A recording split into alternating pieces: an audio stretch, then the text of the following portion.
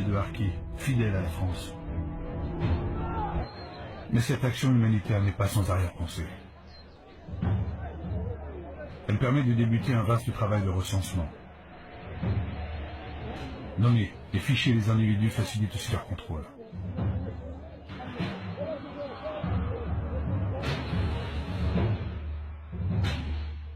Dans ces villages, les militaires vont armer des bénévoles.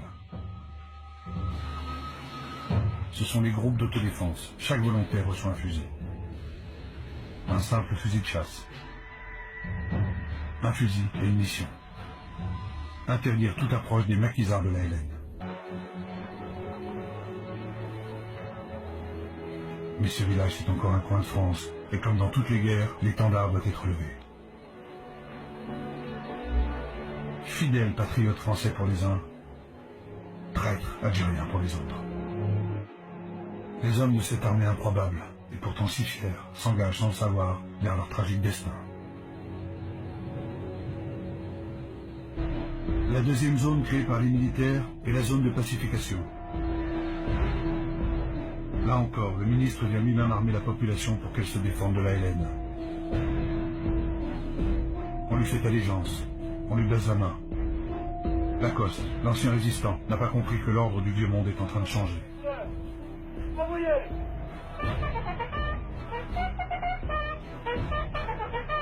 Les Algériens, originaires de Mélouza, rejoignent leur pays.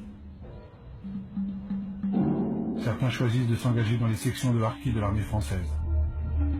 Là encore, caméras et micros fixent et diffusent les motivations de ces hommes en colère.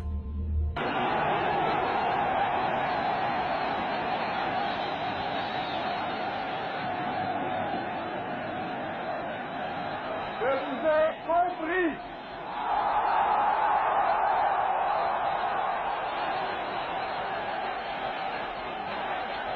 Je sais ce qui s'est passé ici.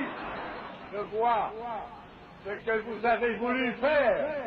Je vois que la route que vous avez ouverte en Algérie, c'est celle de la rénovation et de la fraternité. Un pas que la France n'a jamais fait en 130 ans de colonisation. Donner aux musulmans les mêmes droits et les mêmes devoirs qu'aux Français. Et pour cela, vous inscrire sur la liste électorale.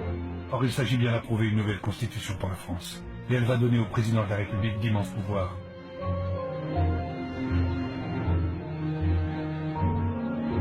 L'évolution, c'est que tous les Algériens musulmans peuvent s'exprimer. La pleine citoyenneté leur est accordée enfin. Et pour la première fois de leur vie, les femmes musulmanes ont le droit de voter.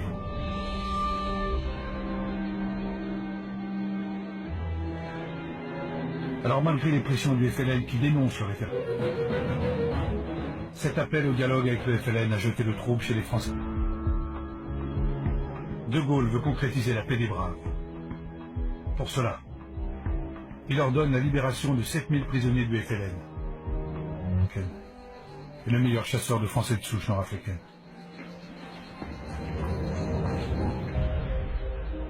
De Gaulle est-il en train de gagner la guerre? L'armée de libération nationale est considérablement affaiblie et sans ambiguïté. 6 millions de votants répondent oui et à peine 16 000 répondent non.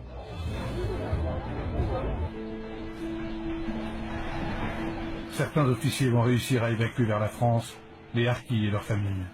Ils le savent. En Algérie, ils sont voués à la vengeance. De Gaulle, pourtant, va ordonner leur désarmement. Il craint en effet que l'OAS ne récupère les Harkis dans ses rangs. Et c'est un télégramme classé secret, signé par le ministre de l'Algérie qui interrompt les évacuations.